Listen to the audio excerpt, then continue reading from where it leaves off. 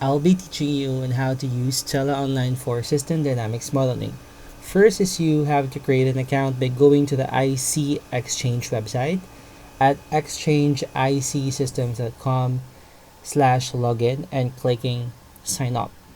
And you will be using also this website to log into Stella in the future. And please bookmark this website. Since I have created an account using this IC Exchange website, I can easily use my credentials, my email address, and my password to log in.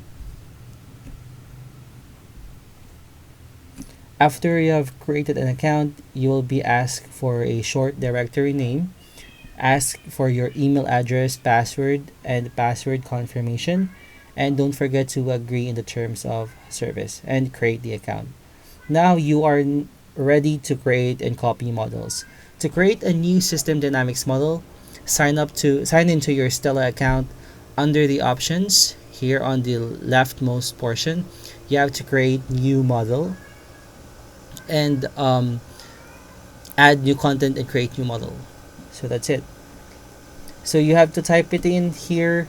What is the name of your model?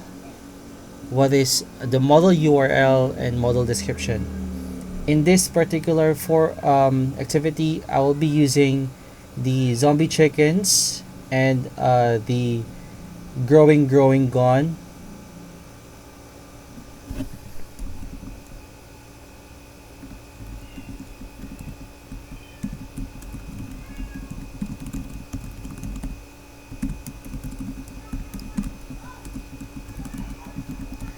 And you can add a model description here.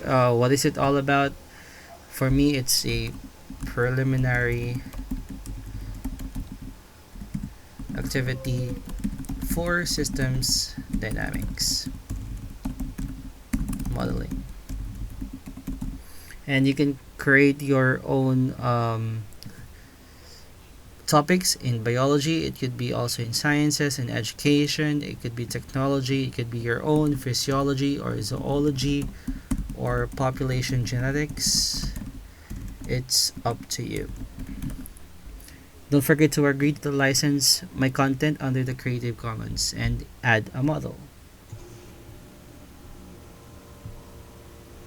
So now, since you are gonna upload a model, there are two options that you need to choose. We have to upload an existing model or use an empty model. So this is an empty model. Since we're starting from a scratch, we will be using an empty model. So first, we will be putting together the pieces. This is the interface of your Stella Online, and you may need to find the zombie chickens. We will be labeling that one as ZCs, and a way for them to increase, which will be the replication, and decrease getting cured. So you have to create the following. You have the stocks, zombie chickens,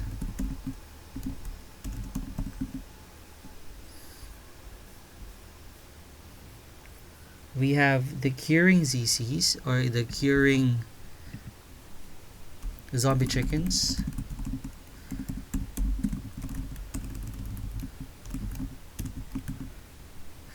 and another flow would be your replicating ZCs. So don't forget that this arrow going towards your stock is your inflow, and the other one is your outflow. The going out the stock. So we will be putting some of the numbers in the equation. So these are your model settings. Before you put the numbers inside these equations, this warning logo here in yellow, the start time should be 0. The stop time would be 12. It should be 1/4, which is fractional. The time unit is in months. The sim speed, it's up to you. The integration method would be Euler. And also, we will make sure that in your zombie chickens, the stock is set to allow negative values. In other words, if you're using the Stella software, you must uncheck your non-negative box, okay, in the stocks settings that you create. So first, again, since I have mentioned earlier that it would be we will be editing all of these equations here found in the circles in your flows. Okay, just to remind you that this is quite tricky when you are introduced with the systems modeling, because you have to learn all of these programming languages, mathematical languages that you need to integrate in your model. Okay, so in this particular activity, we will be putting a base model equation. So for the base model equation, I will be putting here in your zombie chickens. I'll place it here in this equation, in it, okay, and the variable should be 1. Next, in your replicating ZZs, the equation would be 2. Okay, don't forget this one. And then in curing ZZs, the equation will be 0. Now, we go back to the different portions of your system dynamic models in this activity. Again, we have your inflow and your outflow and your stock. The stock is the zombie chickens, the amount of chickens that is replicating or dying or getting cured, and some of the factors that we'll be adding later on.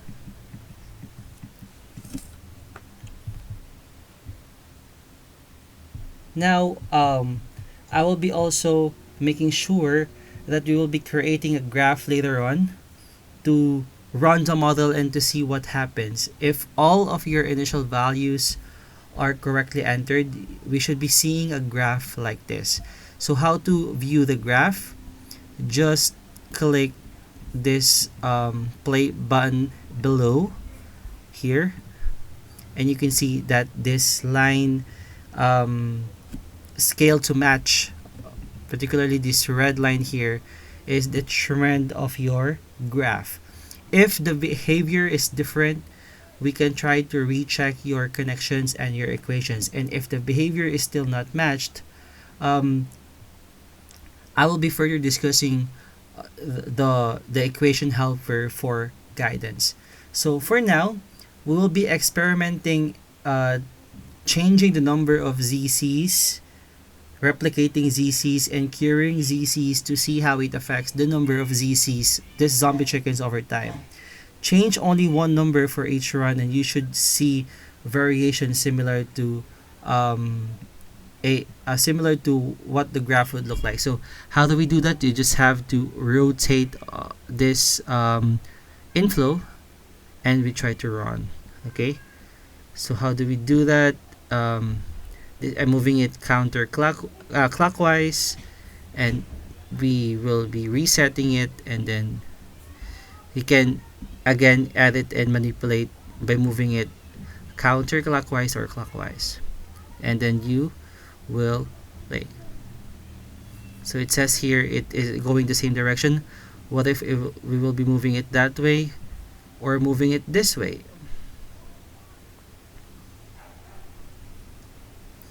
Now you can edit and manipulate this equation once again.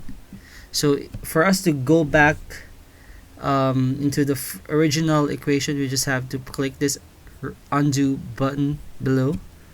So we will be noticing that no matter what numbers we input, the zombie chickens grow, decline, or stay the same in the straight line. Okay, it remained the same. That doesn't quite match the situation of 1 becoming 2, 2 becoming 4, and so on.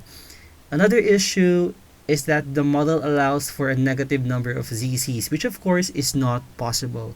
This means that the model structure is what? Is wrong, and it needs to be adjusted to prevent this impossibility, because negativity is not a real number. So we will be adding a little more to your model and adjust the equations. The arrows coming out of the stock of your zombie chickens to the flows show that the number of zombie chickens affect how many go in and come out. So here we will be adding your connectors. Okay, so this one.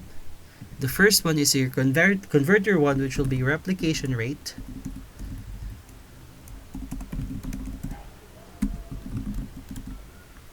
The replication rate is 0.5. Put it here. And then we will be adding a connector to the replicating ZCs, the replicating zombie chickens. Another converter is being placed below also in the curing ZCs, which is to be the cure rate, and that would be 0. Don't forget to add a connector to the curing ZCs. So these are the rates, okay? How steady, how fast they will be cured or they will be replicating. So don't forget to click the arrow and then drag it onto the outflow. So you will be checking also this connector of your zombie chickens, which will be going into your inflow and your outflow.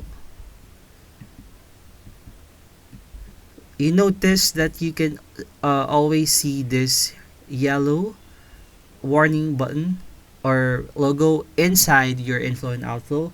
That means you will the asterisk symbol means to multiply the variables that affect that part. So how do we do that? You will click this, and then instead of putting 2, we will be adding replication rate multiplied to your zombie chickens. On the outflow, we will be multiplying the cure rate, okay, and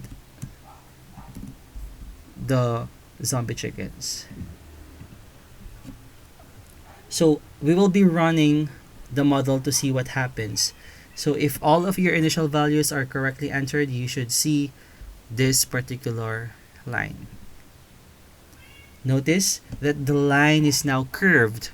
So the ZCs here, okay, the zombie chickens are increasing faster over time. If the behavior is different, we will now again recheck our connections and equations.